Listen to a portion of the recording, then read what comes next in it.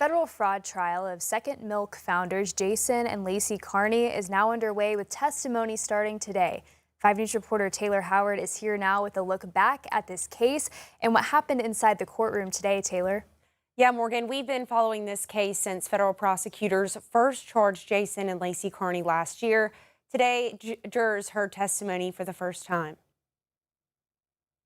Jason Carney and his wife Lacey founded Second Milk in 2015. The nonprofit said its mission was to provide formula to malnourished babies in Malawi. In January 2025, federal prosecutors charged the Carneys, accusing them of using donations intended for the nonprofit for personal expenses. Jason Carney faces multiple federal charges, including wire fraud, conspiracy, false tax return charges, and structuring transactions to evade reporting requirements. Lacey Carney faces conspiracy charges. Both have pleaded not guilty. The trial was originally scheduled to begin last year, but was delayed multiple times. Jurors were finally selected last week.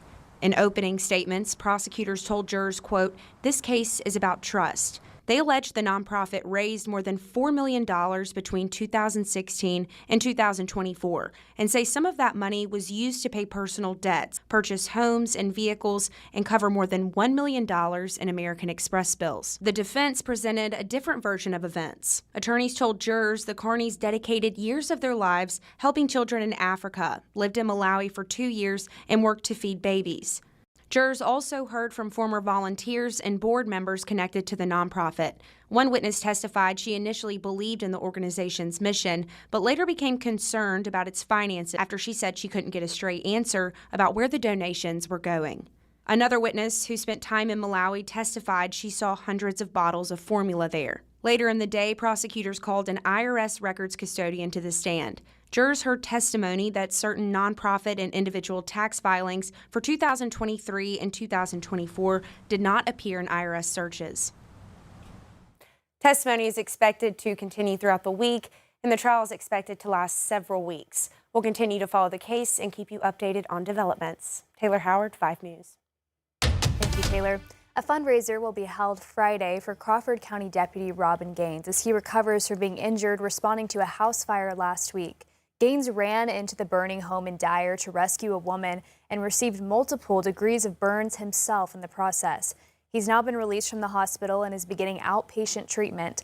A $12 fish fry, fajita dinner, and auction will be held Friday night at the Van Buren Boys and Girls Club.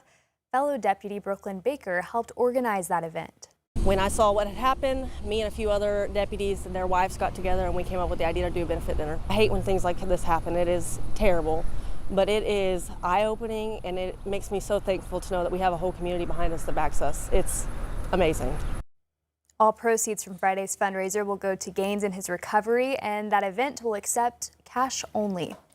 In Benton County, the funeral and procession for Centerton Police Captain Chris Kelly will happen tomorrow. Kelly was killed at an explosion at his farm in Gravette. The funeral will be held at 11 tomorrow morning at First Baptist Church in Rogers. A procession will then follow the service at the church, and it will travel along the route you see right there on your screen, ending at Mount Pleasant Missionary Baptist Church in Gravette.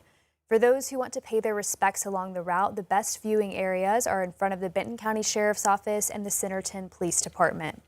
If you would like to watch tomorrow's service for Captain Kelly, we'll be streaming it on 5 News Plus. That coverage begins at 11 tomorrow morning. You can find 5 News Plus on any of your smart devices. Happening tomorrow, Fayetteville City Council will discuss an ordinance seeking to further regulate data centers. 3 years ago, Fayetteville passed regulations the same time the state passed Act 851, which prohibits data center bans. But the city ordinance only dealt with noise disturbances.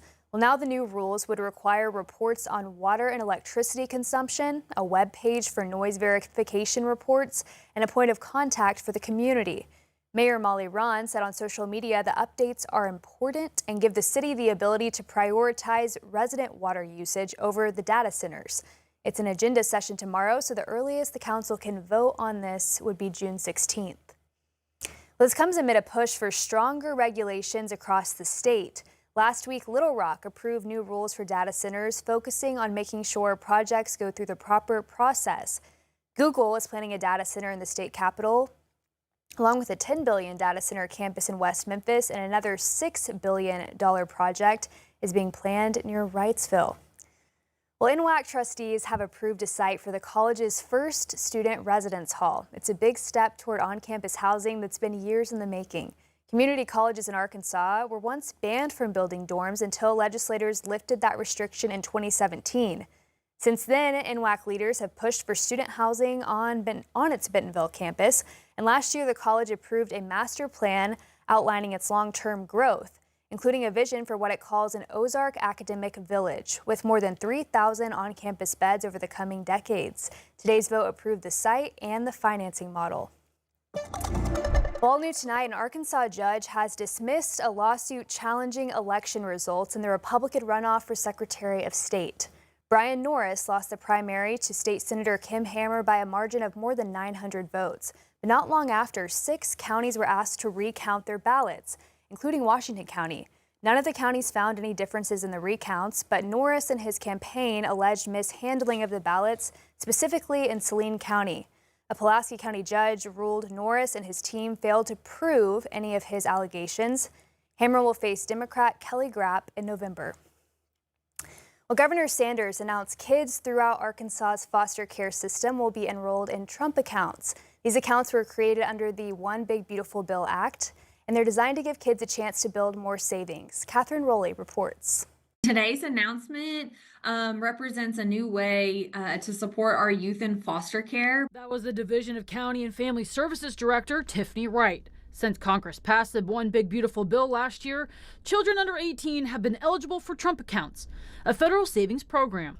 On Monday, Governor Sarah Huckabee Sanders announced that more than 3,400 children currently in foster care across the state will now be enrolled. And so this benefit will be that they will have some funds available to them upon their exit, or once they turn 18, that they would have access to, which could set them up for long-term stability. Only children born between January 1st, 2025 and December 31st, 2028 qualify for the one-time $1,000 deposit. And that money comes from the federal government, not the state.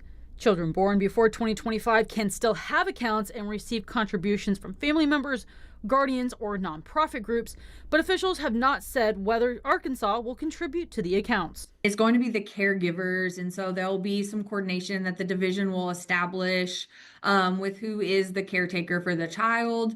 And then we are also continuing to outline what will be the processes upon exit from foster care. The account follows similar rules to an IRA account, with money held until the child reaches adulthood. This move puts Arkansas among the first states to enroll foster care youth in the federal program. I think what this says is in Arkansas, we care about kids, and we care about kids who are in foster care through no fault of their own. And so we value them, and we value who they are. And so we will set them up for a lifetime of success. That was Catherine Rowley reporting. While Arkansas is moving to enroll all foster youth in these accounts, other states have also created programs to help foster kids save for adulthood through match savings or state-funded accounts. This new federal program is expanding those efforts nationwide.